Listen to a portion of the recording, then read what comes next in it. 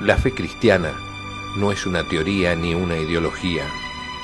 La fe cristiana es el camino para conocer y amar a una persona que vive, a Jesucristo.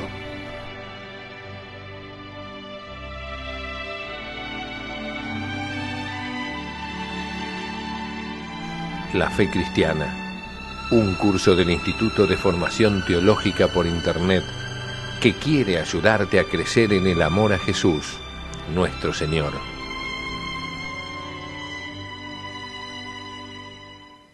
En el nombre del Padre, del Hijo y del Espíritu Santo. Amén. Queridos amigos, nuevamente juntos en nuestro programa, en nuestro curso La Fe Cristiana. Hoy ya comenzando nuestro tema número 39, la oración cristiana, la oración de los hijos de Dios, tema que desarrollaremos en 2 programas, en este y en el que viene, Dios mediante, para después llegar al último tema de este ciclo, que tratará sobre la oración del Padre Nuestro. ¿Qué es la oración? Punto 1, en castellano son 2 los vocablos que utilizamos para referirnos a esta relación consciente, coloquial del hombre con Dios, que son, por un lado, plegaria. La palabra plegaria viene del verbo latino precor, que significa rogar, acudir a alguien solicitando un favor, un regalo, un beneficio. Y también el término oración, que viene del sustantivo del latín oratio, que significa habla, discurso, lenguaje.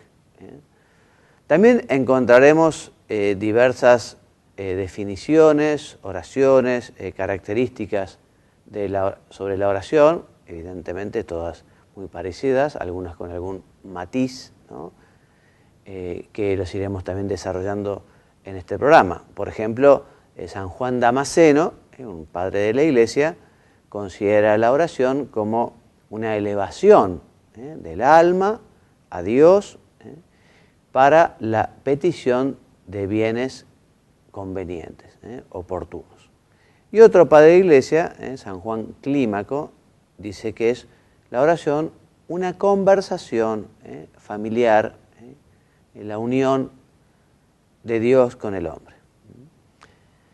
La oración es absolutamente indispensable en la vida del cristiano.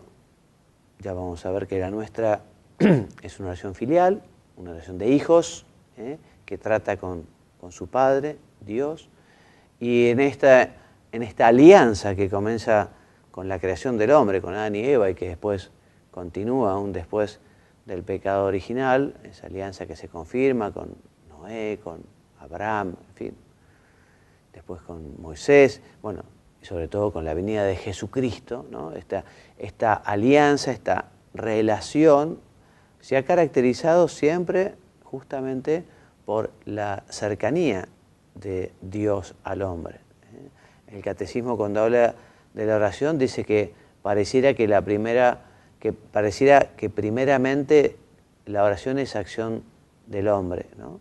Pero allí explica muy bien que en el hombre la oración siempre es respuesta, porque es Dios el que quiere comunicarse con el hombre, es Dios que habla con el hombre, es Dios que invita al hombre justamente a conocerle, a tratarle, a amarlo.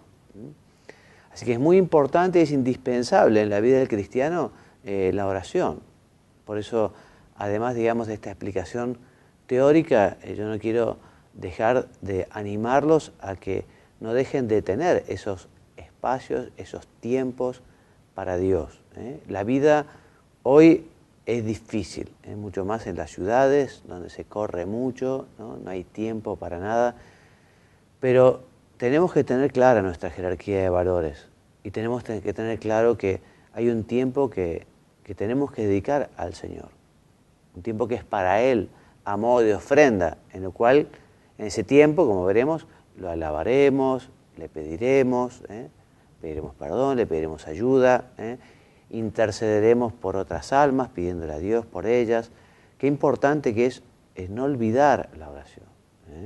Y como también dice el catecismo, unas palabras que yo las pondría en bronce en la casa de todos los cristianos, uno no hace oración cuando tiene tiempo, sino que uno se hace el tiempo para estar con Dios. Bueno, en la oración se actualizan las tres virtudes cardinales. Por un lado, la fe en la presencia de Dios, su amor. También se fomenta en la oración la esperanza, que lleva a orientar la vida hacia el Señor y que justamente fomenta el poder querer llegar a Él, ¿no? Llegar a Él aquí en esta tierra y sobre todo llegar a Él con el lumen gloria, digamos, con la visión gloriosa de Dios cuando Él nos llame. Y también la oración agranda el corazón para poder corresponder ese amor que Dios nos tiene. En la oración el alma es conducida por el Espíritu Santo, por el Paráclito, por el Santificador, ¿no? Y Él justamente nos une a Cristo, que es el Maestro, que es el modelo, que es el camino de toda oración cristiana, y justamente con Cristo, por Cristo y en Cristo llegamos al Padre. Ya vemos que la oración cristiana es trinitaria, ¿no? O sea que nosotros los cristianos tratamos personalmente a cada una de las personas de la Santísima Trinidad.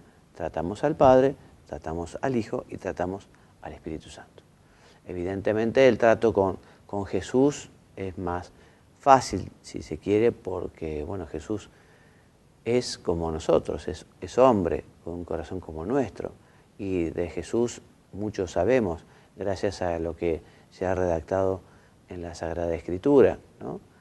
Y además tenemos justamente el privilegio de tenerlo a Jesús verdaderamente en la Sagrada Hostia, en la Sagrada Eucaristía, un momento privilegiado para la oración, cuando lo recibimos y Jesús está en nuestro corazón, así verdadera, real y sustancialmente, con su cuerpo, con su sangre, con su alma y con su divinidad, como vemos en la foto esta de la presentación, ¿no?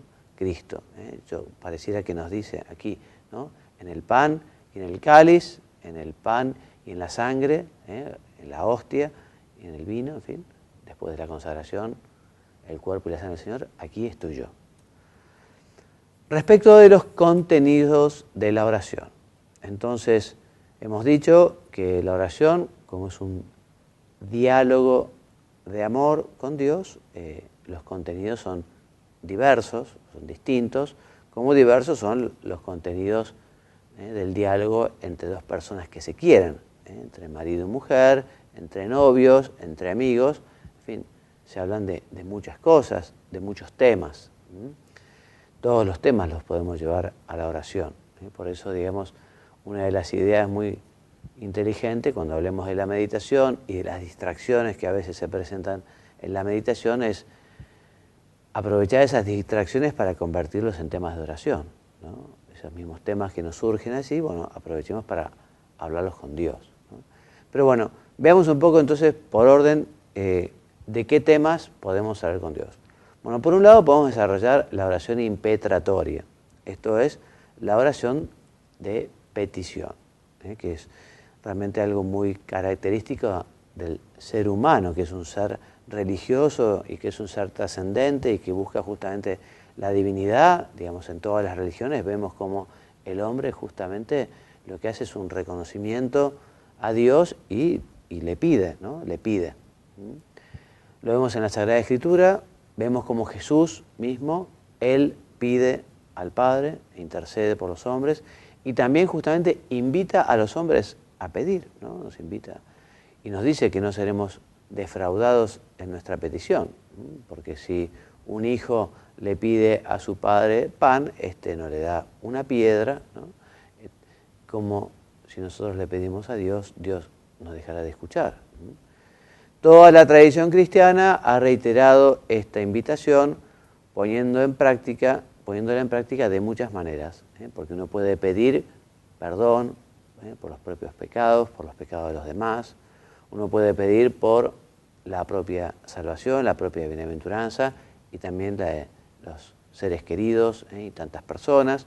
Es lógico que pidamos también por la Iglesia, por el Papa, por nuestros queridos difuntos, para que vayan pronto al cielo, si están en el purgatorio, que recemos por las almas que están en la tierra, es una manera de hacer apostolado, que pidamos por nuestras necesidades materiales, espirituales, etc., ¿no? De hecho, volvemos a repetir, la oración de petición forma parte de la experiencia religiosa universal. Este reconocimiento, aunque en ocasiones difuso de la realidad de Dios, provoca la tendencia a dirigirse a Él solicitando su protección, solicitando su ayuda. Evidentemente, la oración no se agota en la plegaria, pero la petición es una manifestación muy importante, por un lado, del reconocimiento de la persona hacia Dios, ¿no? Que evidentemente nosotros no podemos alcanzar o conseguir todos nuestros objetivos, nuestras metas, evidentemente, y por eso le pedimos a Dios que nos ayude, ¿no? También manifiesta nuestra dependencia, ¿no? Nuestra dependencia, nuestra inferioridad. Somos criaturas, Dios es nuestro creador, somos hijos, Dios es nuestro Padre. A los padres les gusta también que sus hijos acudan a ellos para pedirles ayuda, ¿no? Otra manera de rezar es dando gracias. Qué importante, ¿no? Que esté equilibrado también la petición con la acción de gracias. A veces es más fácil, uno tiende con mayor facilidad a pedir y a veces no es tan agradecido. Qué importante ser agradecido, ya lo dice el dicho popular, aquel, es de bien nacidos ser agradecidos. Y a Dios tenemos tanto que agradecerle, desde la vida, porque si no hubiéramos nacido, tampoco es que la sociedad se hubiese visto privada. Hemos nacido y Dios nos regaló la vida, nos regaló la familia que tenemos, nos regaló la fe, la formación que hemos recibido, en fin, tantas cosas buenas. Por eso, no sé si lo hiciste alguna vez, pero te lo recomiendo. Además, tengo una lista de peticiones, que tenga una lista de cosas para darle gracias a Dios. Y con frecuente, no sé, tomes esa lista y le digas, bueno, Dios mío, gracias, gracias. Y uno tiene tantas cosas para agradecer. La actitud de acción de gracias llena desde el principio hasta el fin la Sagrada Escritura y la historia de la espiritualidad. Una y otra ponen de manifiesto que cuando esa actitud arraiga en el alma, da lugar a un proceso que lleva a reconocer como don divino la totalidad de lo que acontece. O sea que pocas cosas son tan tristes como las personas ingratas, ¿no? Como las personas que no reconocen los favores que han recibido, las ayudas que les han dado, ¿no? Es tremendo, ¿no? Cuando a veces una persona puede pagar con mal todo un bien grande que le han hecho, muy penoso, muy triste, ¿no? Consciente de que el acontecer está situado bajo el designio amoroso de Dios, el creyente sabe que todo redunda en bien de quienes, cada hombre, son objeto del amor divino.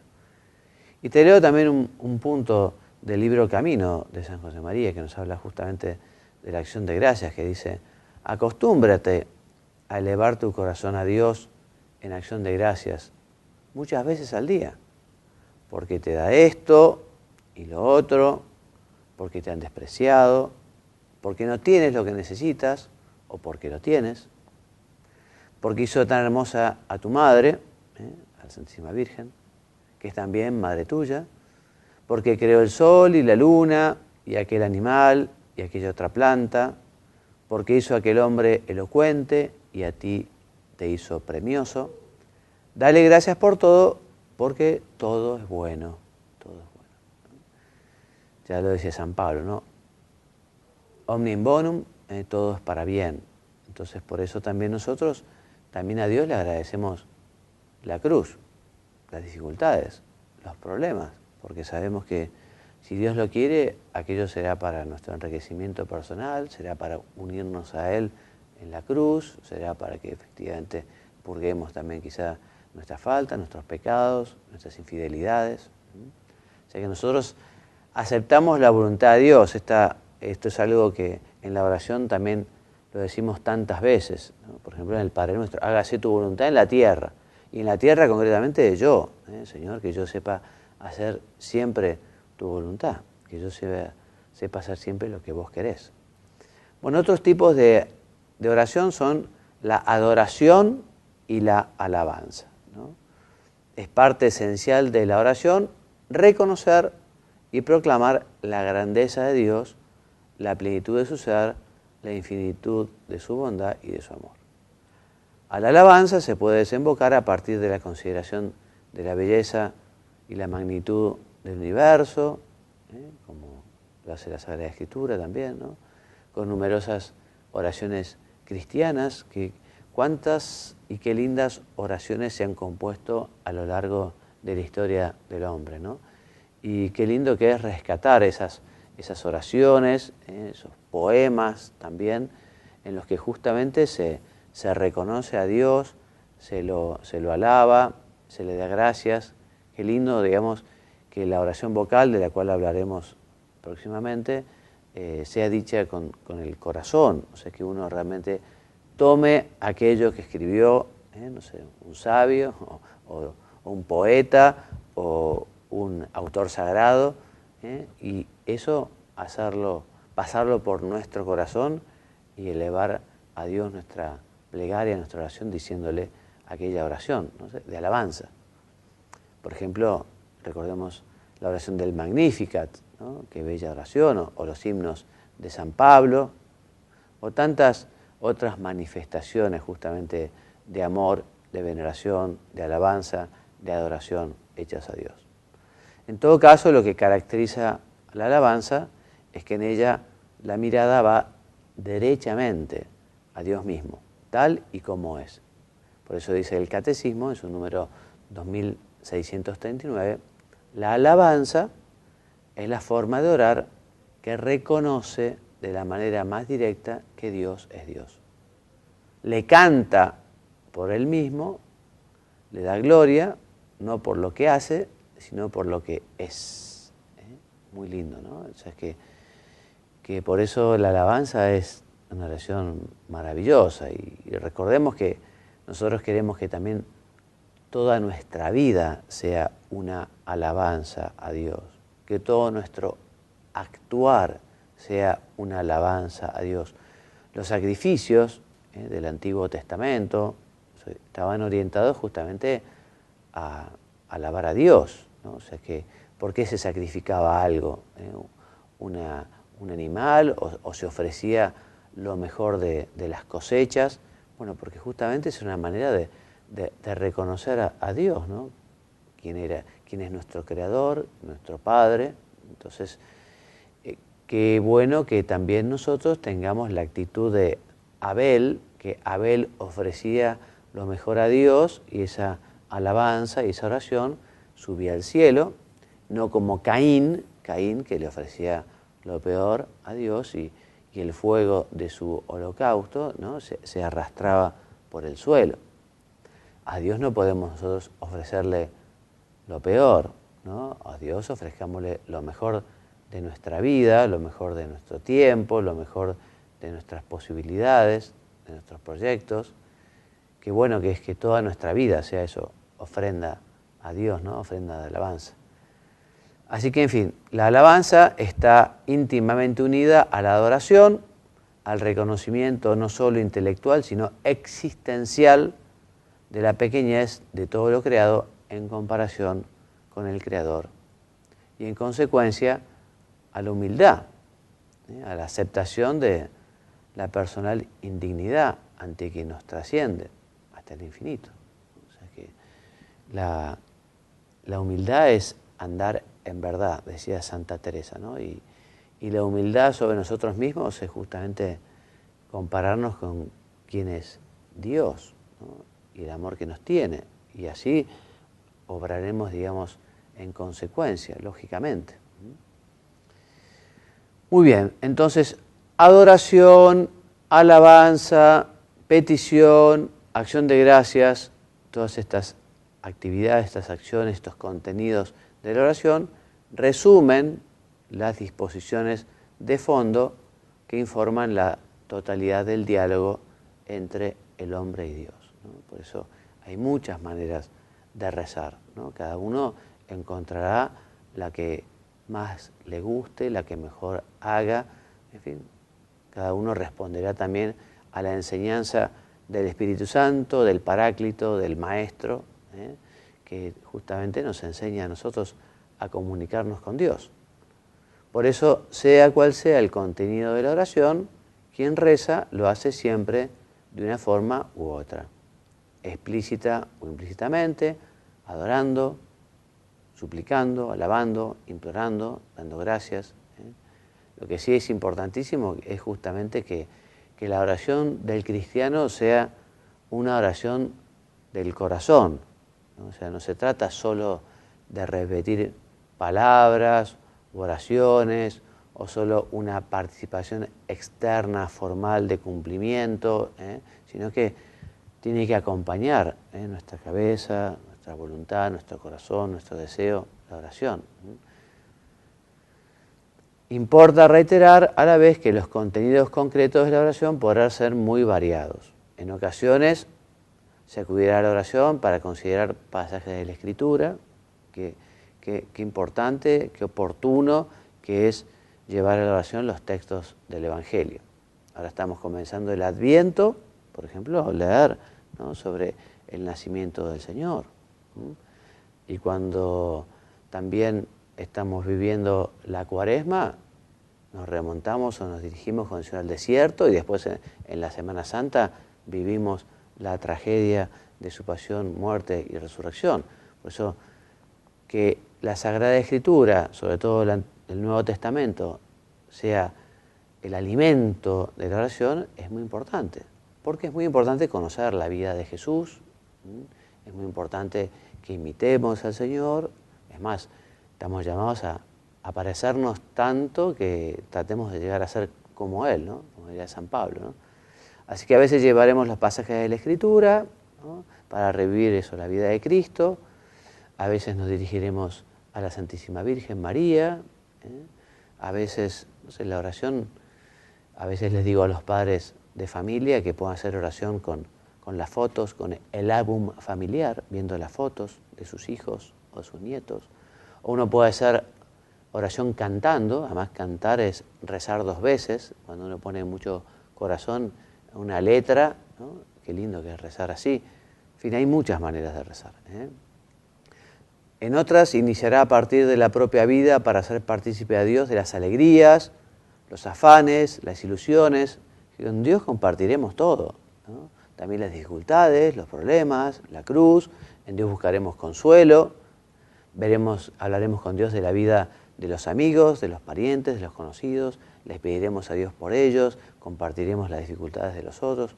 O sea, los temas de la oración son los temas de nuestra vida, los temas de cada día, los temas de la jornada. Encuentro entre el creyente y Dios, en quien se apoya, por el que se sabe amado. La oración puede versar sobre la totalidad de las incidencias que conforman el existir y sobre la totalidad de los sentimientos que puede experimentar el corazón. Por eso te leo este punto de camino. Yo me acuerdo del día que me enseñaron a hacer oración, yo tendría unos 10, 11 años, me enseñaron a meditar, ¿no? A tratar de buscar un diálogo y una conversación con Dios. Y yo aprendí con este libro, con Camino, que tiene un capítulo justamente que habla sobre oración. Y me acuerdo cuando me explicaron un poquito, me explicaron este número que te voy a leer ahora, que dice, me has escrito, orar es hablar con Dios. ¿Pero de qué? ¿De qué? De Él, de ti, alegrías, tristezas, éxitos y fracasos, ambiciones nobles, preocupaciones diarias, flaquezas y hacimientos de gracia y peticiones y amor y desagravio. En dos palabras, conocerle y conocerte, tratarse. Decime si este punto 91 de Camino no nos dará tantos temas de oración, ¿no? Porque ya decimos, bueno, voy a hablar con el Señor de mis alegrías, de mis tristezas, de mis fracasos, de mis proyectos, de mis debilidades, ¿no? Bueno, tenemos un montón de temas para hablar con el Señor. Por eso no podemos decir que no se me ocurre de acá hablar con el Señor. Y hablemos de lo que llevamos en nuestro corazón. Por eso, siguiendo una u otra vía, la oración será siempre un encuentro íntimo y filial entre el hombre y Dios, que fomentará el sentido de la cercanía divina y conducirá a vivir cada día de la existencia de cara a Dios, ¿no? Oye, hasta aquí voy a llegar hoy. Hasta aquí voy a llegar hoy. El próximo programa continuaremos con este punto 3 y siguientes. Haremos las expresiones o formas de la oración. Pero vuelvo a la recomendación que te hice al empezar el programa. No dejes de tener un tiempo para hablar con Dios. No dejes de organizar tu día para poder estar con Él. Si podés conseguir estar frente a Él en un sagrario, en una iglesia, una capilla, un oratorio, allí hablando, contando, mejor, porque hay una presencia muy particular. Pero si no, en tu casa, en tu habitación, o en el jardín, o en el living, buscando un lugar tranquilo, allí te llevas el Evangelio o algún libro, ¿no? Y le contás al Señor y hablas con Él. Alguna vez puedes hacerlo en voz alta, o en voz baja, o pensando, o escribiendo, no sé, como Dios te da a entender. Y si no sabes, decirle, Señor, enséñame a hacer oración, quiero aprender a hacer oración. Y Dios te va a ayudar, porque Dios ayuda. Hacer oración no es hablar con la pared, hacer oración es hablar con Dios. Y si vos le decís a Dios que le pedís que te enseñe a rezar, pues el Señor te va a enseñar a rezar. Bueno, nos despedimos, entonces, agradeciéndole a la Virgen lo mucho que nos ha ayudado siempre a rezar, ¿no? Y que nos ayude a perseverar en la oración, porque el catecismo explica bien que la oración siempre supone un combate, siempre supone esfuerzo, no es tan fácil rezar, siempre nos cuesta un poco. Entonces por eso le pedimos a la Santísima Virgen, al tener este programa, que nos ayude a ser hombres de oración. Me despido enviándoles la bendición, que Dios los bendiga y los haga muy santos. Amén. Hasta el próximo programa, si Dios quiere.